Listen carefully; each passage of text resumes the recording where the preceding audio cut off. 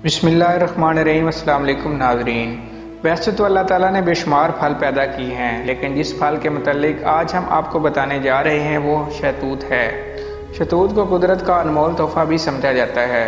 बाद लोगों के घरों में ये फल मौजूद होता है और लोग उसे शौक़ से खाते भी हैं। आज हम आपको इस फल से मुतालिक सेहत के कुछ राज बताएंगे, लेकिन वीडियो शुरू करने से पहले अगर आपने हमारे चैनल को सब्सक्राइब नहीं किया तो प्लीज़ हमारे चैनल को सब्सक्राइब करें, वीडियो को लाइक करें, शेयर करें।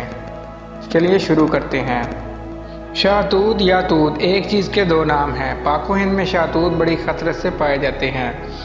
रंगत के लिहाज से शहतूत सब्ज, लाल, सफ़ेद और काले होते हैं। काले शहतूत ज़्यादा मुफीद होते हैं। बच्चे, बूढ़े और ख़वातीन सभी इसको बड़े शौक़ से खाते हैं। मौसम गर्मा में शहतूत मार्च के आखिर में बाज़ार में भी मिलना शुरू हो जाते हैं। न सिर्फ ये सस्ता फल है बल्कि आम मिल जाता है। इस फल को खुश्क करके भी खाया जाता है। वैसे तो शहतूत का जायका बड़ा मज़ेदार होता है, लेकिन खुश्क हालत में भी ये लजीज होता है। मौसम गर्मा के तमाम फल बड़े शौक़ से खाए जाते हैं, लेकिन शहतूत खाने का अपना ही मज़ा है। इसका रस आम तौर पर तबई लिहाज से फ़ायदा मंद होता है। अक्सर तबीब अपने मरीज़ों को शहतूत का रस पीने को कहते हैं। इससे आप इसके फ़ायदे का अंदाज़ा लगा सकते हैं कि शहतूत कुदरत का कितना अनमोल तोहफ़ा है।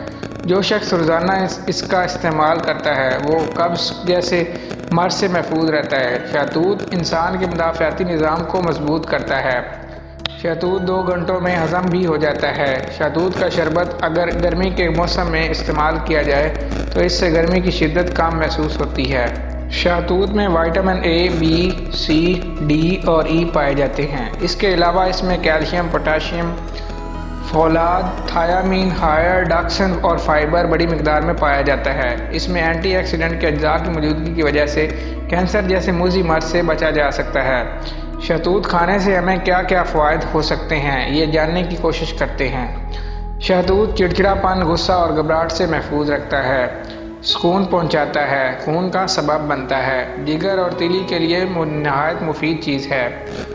उम्मुल अमराज कब्ज़ को दूर करता है। सर दर्द से निजात दिलाता है। हैज़ा और बुखार में खाना फ़ायदेमंद है। खाने से खांसी में आराम मिलता है। खाने से टॉन्सिल्स में फ़ायदा होता है।